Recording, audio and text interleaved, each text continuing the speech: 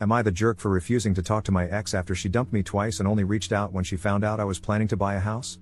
Posted by u/wide_trip8392. I, 34M, am struggling with whether I'm in the wrong for refusing to talk to my ex, Sarah, 29F, not her real name.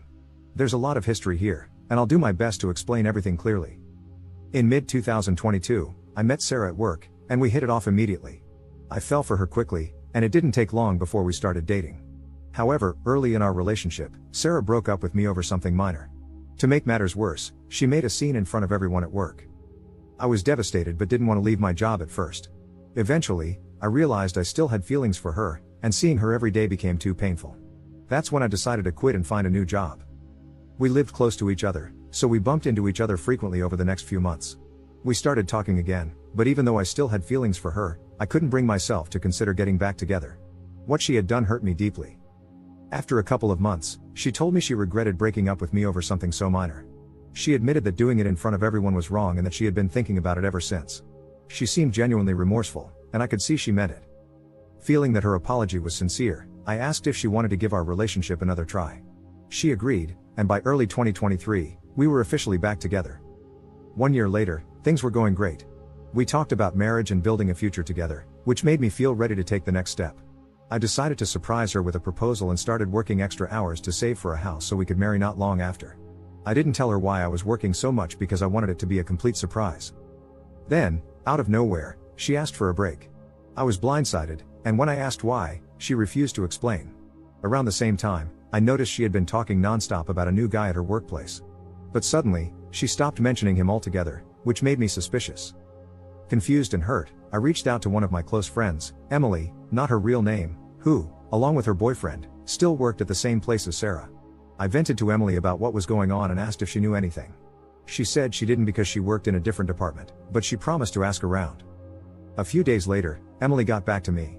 She told me that Sarah had been feeling like I was distant lately, especially with me working extra hours and not going out much. Emily said some of Sarah's colleagues had been encouraging her to take a break, claiming I wasn't treating her well and wasn't as invested in the relationship.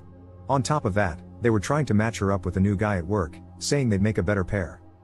I told Emily about my plans to propose and buy a house for Sarah and me. That was the reason I'd been working so much. I wanted to surprise her with something big. After about 2 weeks, Sarah called me and asked to meet up. I agreed but told her up front that I needed an explanation for why she wanted a break before we could discuss anything else. She brought up how distant I had seemed, saying it made her feel like I wasn't as invested in the relationship anymore. I told her that if she had just talked to me about it, she would have known there was a reason for my behavior, but now, it didn't matter anymore. Then she mentioned the new guy at her workplace. I said his name before she could, and she looked surprised, asking how I knew. I told her I wasn't an idiot. I'd noticed how she suddenly stopped talking about him after bringing him up all the time. She swore that she had never cheated on me. I replied that looking for someone better at the first sign of trouble could be considered cheating by some. At that point, I told her I didn't want to hear whatever else she had to say. Whether or not she wanted to get back together didn't matter, I was breaking up with her regardless. The breakup deeply hurt me. I couldn't bear staying in the same place, so I asked my company for a transfer and used the money I'd saved for the proposal to start over in a new city. While talking to Emily, the friend I had vented to before, she apologized to me. She admitted that she had slipped up and told Sarah about my plans to propose and buy a house. Emily said Sarah broke down crying after hearing that. I appreciated Emily's honesty, but it didn't change what had happened. By mid-December last year, I returned to my hometown to spend Christmas and New Year's with my family. Some friends wanted to organize a party to get everyone together since many of us, myself included, had moved away and were only visiting for the holidays. Sarah was invited too. We barely interacted that night, just a quick hi in passing.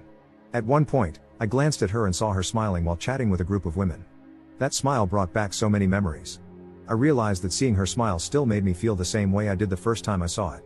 I thought to myself, how screwed up am I that I still feel this way? Despite those lingering feelings, I was still sad and deeply hurt by how things had ended. Looking back, I also started to blame myself. I should have paid more attention to how she was feeling. I could have told her about the extra work and why I was doing it. Maybe things would have turned out differently. Later that evening, one of my friends mentioned that Sarah's relationship with the guy from her work had only lasted a couple of months. After the holidays, I planned to return to the city where I now lived. My vacation ended on January 6th, so I decided to leave on Friday. That way, I'd have Saturday to sort everything out at home and prepare for the week ahead, with Sunday to relax before going back to work. Before I left, one of my friends from back home called me. He said he had a favor to ask on behalf of someone else and warned me that I wouldn't like it. I could already feel my stomach sinking. Then he told me it was Sarah. She was moving to the same city where I live to work at her relative's company, and she needed a ride. He asked if I could take her. I didn't even think about it before I said no. The idea of being stuck in a car with her for hours was too much to bear. It would have been painfully awkward, just like the party, and I wasn't ready to put myself through that. He told me that Sarah and I needed to talk, but I wasn't having any of it. I went back home, and last week, I went for a run and stopped to rest a little in a park when I heard a familiar voice say, "Hi." It was Sarah. She tried to start a conversation by asking how I was and mentioning that we didn't get a chance to talk at the party, but I cut her off, saying I didn't want to talk to her. She told me not to be like that we needed to have a conversation, but I said no. She asked how I could still resent her after almost a year and after everything we'd been through, but I told her it wasn't resentment. I was very honest. I told her that thinking about her, talking about her, or even seeing her still hurts a lot, and that's why I couldn't talk to her. She said that was exactly why we needed to talk. I didn't see the point. I just walked away. Since then, Sarah has tried to approach me twice more, and I've shut her down both times.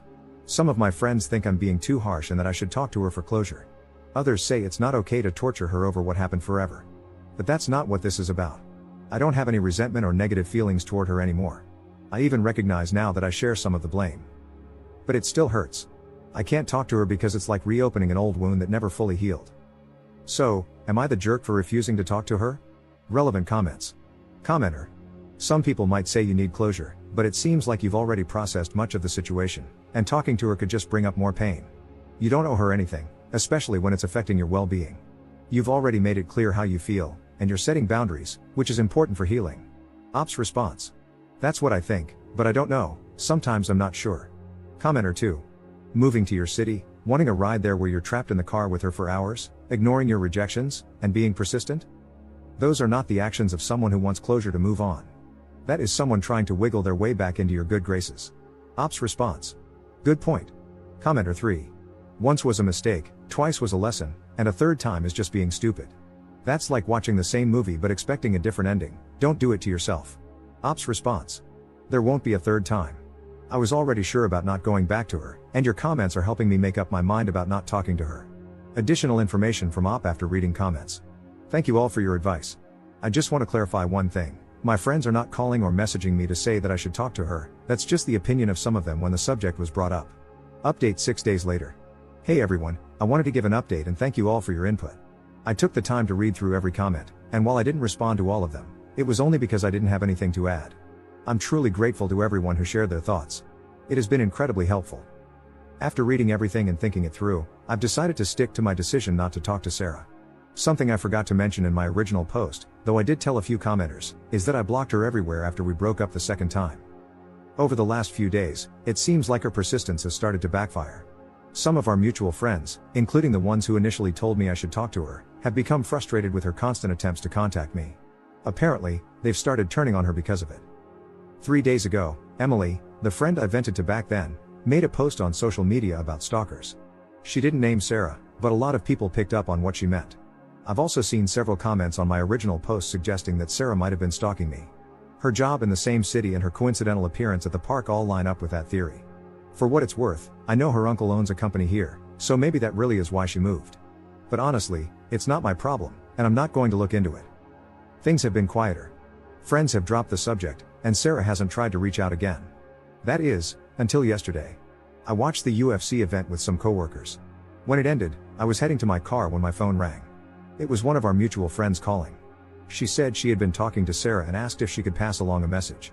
I sighed but told her to make it quick.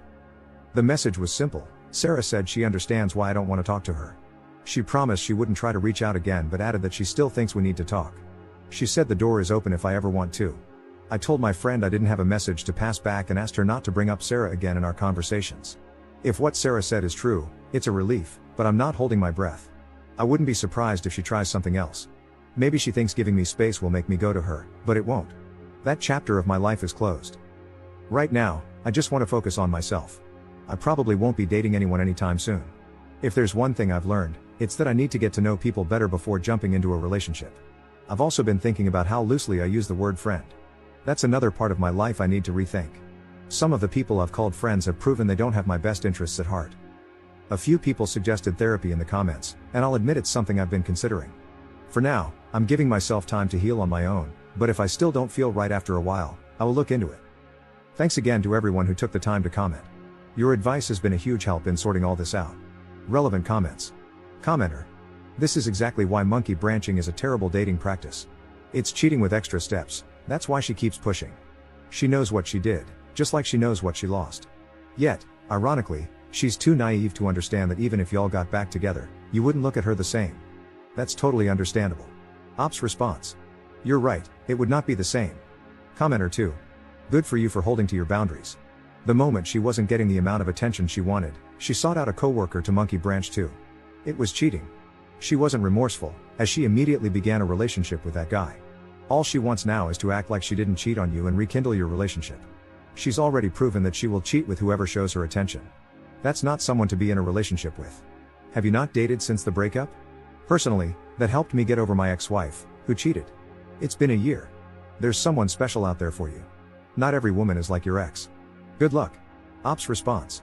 I've dated other women since the breakup, but nothing serious.